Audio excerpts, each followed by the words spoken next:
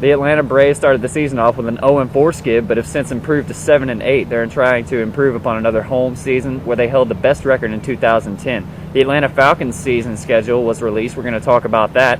KSU news, the baseball team beat arch rival Mercer last night in the 5th Annual Crawfish Boil. And then we'll also talk about NHL. Does anyone watch it anymore? Find out. We're going to go outside the box.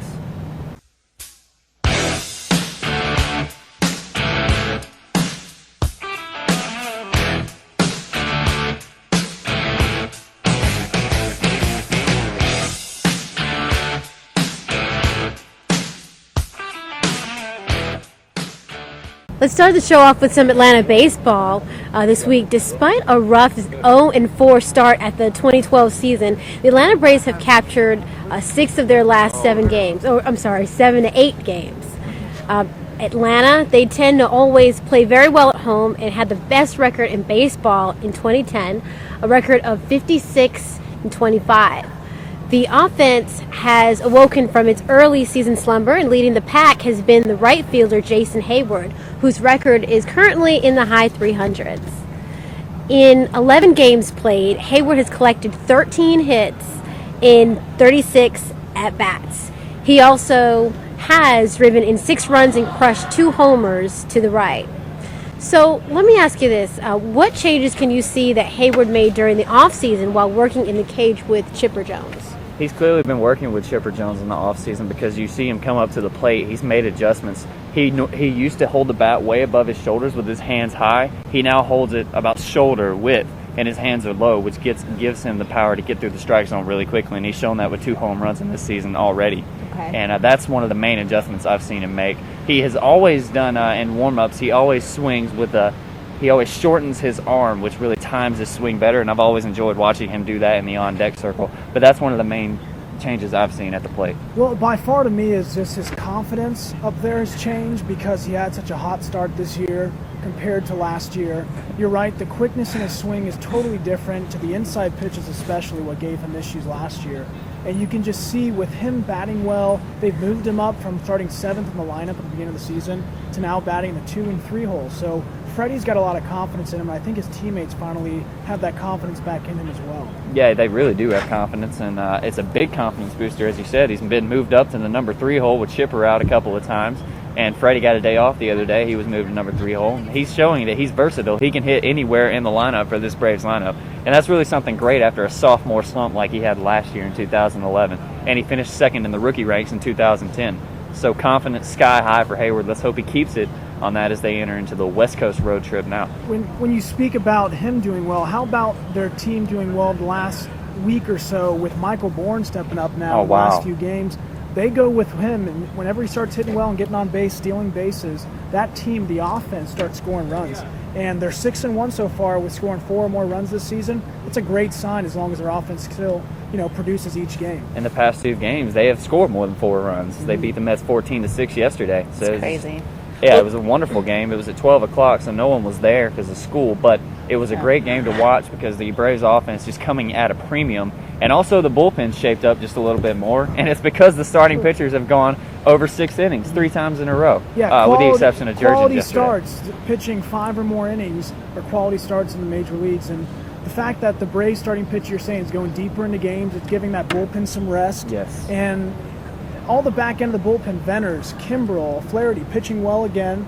And the fact they're going into this road series against the 2 best West teams, and Arizona 4-game series coming up, both 7-5, and then going to LA with Matt Kemp just tearing it up. So I'm excited to see what they're going to do in this road series, entering in going hot. Yeah, and LA beast mode always seems to tear it up in Matt Kemp. But yeah, you talked about the bullpen and talked about the 7 innings Mike Minor threw last time. He's going tonight in Arizona for the team, and look for him to have another great start. And Brandon Peachy's really come out and pitched well. Randall Delgado pitched amazing the other day. So the Braves bullpen and starting staff really just producing for the team as well as the offense. Absolutely. I'm glad you bring that up with Arizona and Los Angeles. What do you all think that the Braves need to do in order to continue winning? I think they have a good shot against Arizona. I think they have 2 players out with injuries right now, which is going to be a huge asset for the Braves and going up against them. But, yeah, with Mike Minor pitching today, as a matter of fact, I think that they're really going to have a good shot against the Diamondbacks. it's just offense. You got to continue that offense. Michael Bourne, that prototypical leadoff hitter, lay down some bunts down the third base line, beat it out, show off your speed, steal bases too. Michael Bourne and Jason Hayward have been stealing some bags. Tyler Pasternicki, if he starts to hit, he's very fast. He can steal some bags. So let's be more aggressive on the base pass, get some runs early, and let the bullpen do its job. In KSU news, the Owls held their 5th annual Crawfish Boil yesterday in the home baseball game against crosstown rival Mercer Bears. Ben got to try his first crawfish yesterday. I did. It was good. I was taught how to properly suck the meat out of the head of the crawfish and rip the tail off and everything. I had never done that before, so I got my Cajun crawfish initiation, so to speak, and I did it live on the air too, so Very everyone nice. got to hear me, sounds and all. It was pretty fun. Very I nice. like crawfish. No, it's good. I've never had it, but I guess it looked like they did more of like a low country boil type thing, which They did. seems to be pretty popular among KSU students every single year. So that's always cool. And then they ended up ending on a good note, beating the Bears 6-1.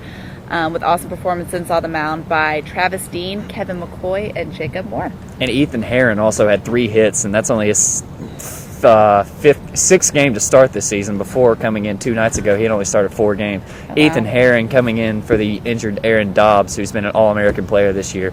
He had 3 hits last night, all of them to the left side, so a great performance by him. Yeah, Good job, I'm Ethan. glad to see, too, that we always see the Beat Mercer shirts are walking around. Yes, Yes, right. you're The exactly fact that right. we Yeah. finally beat them in baseball, it's nice to see because basketball is usually rough for us. So that's a good win for Kennesaw State. Yeah, we actually won the season series. We played them 3 times before last night, and now we took 3 of 5 from them. Yeah. So now my shirt that says Beat Mercer, I'm not going to put We Beat Mercer on. There you go. There you go, homemade. The 2012 NFL schedules were released yesterday, and the Falcons' schedule looks pretty easy. They start off with the Denver Broncos in Week 2 on Monday night against Peyton Manning, and also face against the AFC West opponents in the NFC East. Now, with that schedule in mind, they have 4 primetime games. What do you guys think their victory will be this season, win-loss records? I've got them going 11-5. Ben, I saw you had them going 10-6. 10-6. Yeah, I was looking through the lineups. I beg your pardon, the schedules last night with a friend of mine, diehard Falcons fan, and I was looking through, and I really think we have a chance to go 10-6, and we'll make the playoffs again. And depending on how the Saints do under this new coach, Bill Parcells has been thrown out. He's not going to be the coach. But yeah, I have them going 10-6. It's going to be a good season. We may split the series between the Saints. Maybe they take 2 of 3. Maybe we take 2 of 3. But big game against the Broncos coming up. That's going to be huge for the city of Atlanta, and especially Peyton Manning coming in. What do you guys think? I got them 10-6, 11-5. I say 11-5. See, Yeah. I'm leaning more towards 10-6, just because they seem to always start off strong, and then it gets towards the end of the season when it matters, and then it's like, oh, what happened to the Falcons? So it looks like it'll we're be- split right down the table. Well, the one thing I'm going to say why I believe they'll go 11-5 is the teams they're facing against. The AFC West is not a very tough division. No, Obviously, that's yeah, not. they got Peyton and Denver, but the other 3 teams really aren't that great. And the NFC East, even though it is tough, I still believe with the Saints going down some with their organization with those issues, Tampa has improved along with Carolina. But I still like the fact that the Falcons have consistently been winning each year, and I find this to be the year that they go deep into the playoffs. Let's really hope so, yeah. As you said, the AFC West, I think Week 3 is an easy win against San Diego as well. They haven't had a good season the past couple of seasons, and it's going to be a very interesting season. But 10-6 is what I'm going to stick with, and let's hope we see them, as you said, go deep into the playoffs. In the NHL, the Stanley Cup playoffs are underway, but you wouldn't know it because no one's watching it. I know I certainly didn't watch it. I've only been to one Thrashers game in my entire life, and it was a very enjoyable experience, but I would never sit down and watch a hockey game. And I find that hard to believe because I love football. They hit as hard as they possibly can. In hockey, they allow fighting. That's so the best part. I know it's the best part. People go to see fights, but given that information, you enjoy watching it live, but why is it not a popular sport in America? Because it has everything that any sport wants. It has fights, it has blood, it has ice.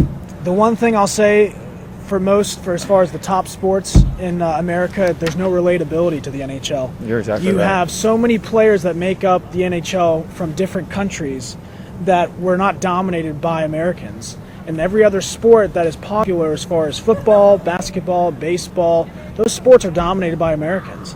And granted, baseball does have a lot of people from South America that come in and play, but they're still dominated by Americans. And I think the relatability factor is huge for people who want to watch hockey. And also, it's a very northern sport, so a lot of people, especially in the South, aren't interested in, except for, you're right, the fights and going to a live game to see that.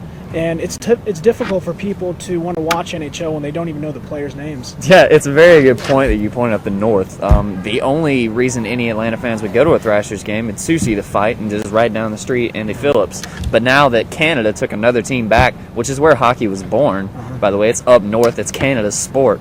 No one really pays attention to Canada anyway. So just the fact that they took another one of our teams, we don't pay attention to hockey. No one watches it, and I know exactly one person who's a hockey fan, and he's a diehard fan, and I respect him for it. And he brought up a good point about the miracle on ice in the Olympics. That was America's claim to fame when it comes to hockey. That's about it. And it's also the fact that it's not usually a high-scoring game either, like soccer, even though that's the most popular sport in the world. NHL, you don't score many goals usually. It's not a high-scoring sport. So that's another factor that draws people away. And the only thing I keep thinking back of is fighting. Yeah. But if you want to see that, you can watch UFC. So. I mean, violence and sex sells, even in sports. So, yeah, UFC is great with that, and it's just become even more popular every single year. And hockey just downgraded every single year. Professional wrestling is more popular than hockey. Yeah. Well, it's interesting that you bring up the fights, because I was reading different articles on what's going on with the Stanley Cup, just to kind of, get a little bit of knowledge about it. Just because you don't watch it. I don't, but, it's None of us sometimes do. interesting. Yeah. But they were saying that the fighting has dramatically increased this year than it has in the past, and they can't figure out why, that they're giving out way more penalties and things like that, and they can't figure out why it's so That much could be worse two this things. year. That could either be from the top of the NHL saying that we need more excitement Ratings. for people, for ratings, for Yes. people to watch. Or it could just be the opening rounds, especially the playoffs. There's just a lot of rivalries going on, and that teams don't like each other, like Philadelphia versus Pittsburgh. Yes. Those teams hate each other, yeah. and they've been fighting constantly each game. And just you might see more rivalries, and that's kind of sort of a reason why. This week on Outside the Box, we're talking about the release of the Atlanta Falcons schedule last night. Now, I'm standing here with David Huang, a senior. Now, David, I have them going 10-6. You're a Falcons fan. How do you see them doing this season? I expect them to be about the same, really. I mean, they had a first-round exit. They didn't do much in the offseason in terms of getting free agents. And so if you look at their drafts, they have really no choices to go by. So I don't expect much from them this season. I expect whoever is going to be the first or second seed to knock them out in the first round, like the way the Giants did last season. Once again, we're talking about the Atlanta Falcons schedule as it was released last night. I have them going 10-6. We talked to David Huang, a senior. Now we're standing with Jeremy Brundage. Jeremy, how do you see the Falcons doing this season? I think they're going to go 12-4. 12-4. 12-4. 12-4. That's optimistic. Now, who do you see? How far do you see them going in the playoffs this season? Probably until we play the Packers, whenever that is, because we don't have the defense to beat them. We don't, indeed. We don't have the defense to beat them, and that's a pretty safe bet. Anything else you want to add about the Falcons season? I think we're going to be in good shape because the Saints seem like they're in a lot of trouble right now, and that's usually our only competition. They're in a lot of trouble. We discussed that on the show a couple of weeks ago, so thank you for your time. We're standing here once more with another Kennesaw State senior, Kenny Porterfield. We're talking about the Atlanta Falcons. I have them going 10-6 this season, making the playoffs, not making the Super Bowl. How do you see your team doing this season? I think they'll do one better than they did last year because they'll have a better chance to beat the Saints because all the trouble that the Saints are in. And their offense should be more comfortable than it was last year because it changed it a little bit with the Julio Jones, and he should be better too. I'm standing here once again with another senior from Kennesaw State University, Stephen Ward. We are talking about the Atlanta Falcons season. I have them going 10-6. How do you see them doing this season? I know you're a diehard Falcons fan. Well, yeah, I think they're going to have a better chance against the Saints this season because the Saints are dealing with a lot of stuff, and they haven't made a lot of off-season moves. But as a Falcons fanatic, I would have to say at least 12-4, making it to the championship game, hopefully. So. Well, that's all we have for you this week on Question of the Week. I want to thank all of you for tuning in this semester to Outside the Box. It's been a pleasure hosting it. It's been a pleasure working with all of my co-anchors, Shauna Mayers, Ryan Gale, Billy Harper, and Caleb Pelham. Tune in next semester as we will be bringing you more action. I will be graduating, but we're going to replace me. I don't know who it's going to be yet. We're going to hold tryouts, and we'll get that information for you. But thank you for watching Outside the Box. Let's throw it back to the KB3. Thanks, Ben. And that wraps it up for this season. Tune in next semester when we all watch Outside the Box.